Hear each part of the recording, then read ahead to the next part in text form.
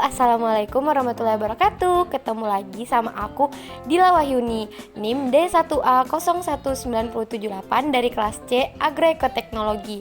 Nah, pada video kali ini aku bakal ngejelasin apa sih? Yuk simak sampai habis.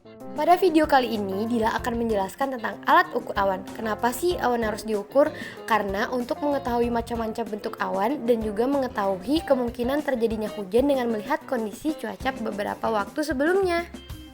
Sebenarnya awan itu apa sih?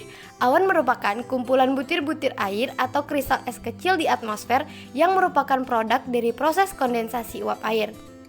Kondensasi merupakan perubahan wujud dari gas menjadi cair. Oke, kita lanjut kepada alat-alat ukur awan. Sebenarnya kenapa sih awan harus diukur? Untuk mengetahui jenis awan, kedua tinggi dasar awan dan juga jumlah awan. Oleh karena itu harus diukur.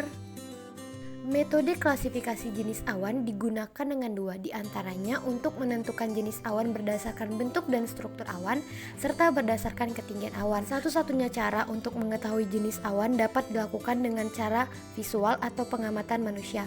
Panduan bergambar dan informasi pengkodean tersedia dari berbagai sumber dan juga publikasi dari Badan Meteorologi Nasional. Lanjut, untuk mengukur ketinggian dasar awan digunakan alat ceilometer. Ceilometer ini adalah alat yang digunakan untuk menentukan ketinggian dasar dari awan. Prinsip kerja dari ceilometer ini berdasarkan prinsip dari pantulan balik dari gelombang suara atau cahaya yang dipancarkan akibat adanya material yang melayang di udara. Bagian dari ceilometer ini yang pertama modul optik, kedua power supply, ketiga circuit breaker, keempat board akuisisi data, dan yang terakhir adalah heater atau blower. Untuk penggunaan ceilometer ini digunakan dua metode. Yang pertama metode LIDAR, yang kedua metode SODAR. Metode LIDAR atau Light Detection and Ranging dapat mengukur ketinggian awan hingga 30 km di atas permukaan tanah. Metode selanjutnya adalah SODAR atau Sonic Detection and Ranging yang didasarkan pada pancaran gelombang suara vertikal yang akan menghasilkan informasi berupa frekuensi dan amplitudo. Wah, ternyata terdapat beberapa jenis ceilometer loh. Apa-apa aja sih? Yuk lanjut. Ceilometer yang pertama adalah ceilometer unit TX dan RX yang terpisah.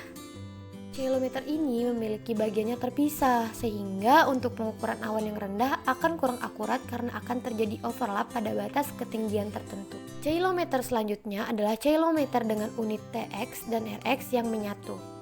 Ceilometer ini memiliki bagian TX dan RX yang menyatu dalam satu garis pancaran, sehingga kekuatan gelombang yang terukur hampir dapat dilakukan dari ketinggian terendah. Lalu gimana sih cara gunain ceilometer ini? Nah, yang pertama kita dapat melepaskan unit pengukuran dari pelindung, lalu ditempatkan pelindung di pondasi dengan pintu utara menghadap utara dan pintu selatan menghadap selatan. Selanjutnya kencangkan sekrup dengan baut, dan yang terakhir tempatkan dalam pelindung lalu kencangkan baut agar tidak terlepas. Selanjutnya kita dapat memasang ceilometer di tiang dengan bagian atas yang selungkup 167 cm dari permukaan tanah. Ceilometer harus dipasang dengan benar ke pipa vertikal 2,5 inch untuk operasi yang benar. Pergerakan apapun karena angin atau sebab lainnya akan mengurangi keakuratan ceilometer. Yang terpenting, ceilometer seharusnya dipasang di area terbuka dan jauh dari pohon, bangunan, atau penghalang lainnya. Saat memasang ceilometer di tiangnya, orientasikan dengan jendela menghadap ke arah utara, selatan di belahan bumi selatan, untuk mengurangi jumlah sinar matahari langsung pada jendela.